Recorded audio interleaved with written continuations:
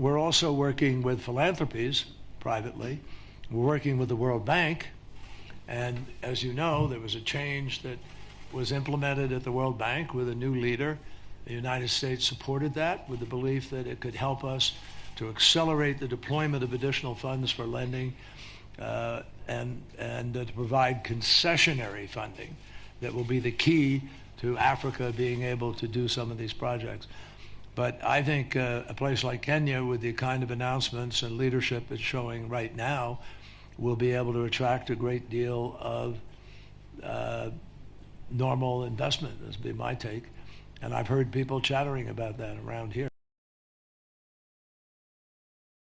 President Biden is convinced, and I share this conviction, no government can produce enough money to make sure this transition happens. No government, anywhere in the world. This transition is going to happen, in my judgment, because the private sector gets involved much greater degree than today, and the trillions of dollars that is looking for deals, for opportunity, is going to suddenly start to deploy. And it's going to start to deploy because in a lot of places, just as we've heard today, you're going to see governments deciding they need to create the framework within which the private sector can take the ball and run with it. And so, you know, you're going to have, it's happening now in a lot of places. It will happen a lot more. And nobody can reverse this. Can I say that? Sometimes I go somewhere and I'm asked, well, what happens if there's an election in the U.S. and you have somebody in there who doesn't like this? Well, guess what? While Donald Trump was president, 75% of the new electricity in the United States came from renewables.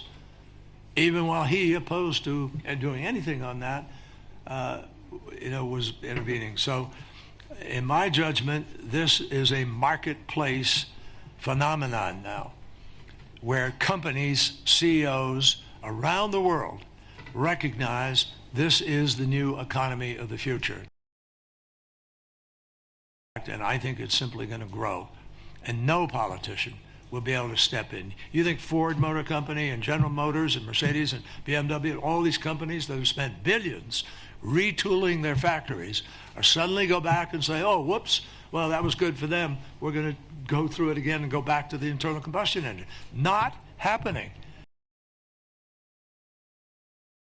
We have a 2030 target. That target is based on science. And the science says, in order to avoid the worst consequences of the climate crisis, this is in the 2018 IPCC report, to avoid the worst consequences of the crisis, you need at least a 45% reduction in emissions between now and 2030. Our target is 50 to 52% reduction by 2030, and we believe we'll meet that target. But then you have to continue down. And the challenge for some of these companies is going to be, can you adequately capture those emissions at a scale and at a price which is competitive and functional, efficient, and so that you can continue on your Paris curve downwards in emissions. That will be the challenge for any energy company in the world. So we're looking for cooperation on those things, and we'll see whether or not it's possible to put something together, but I have no prediction of anything at this moment in time.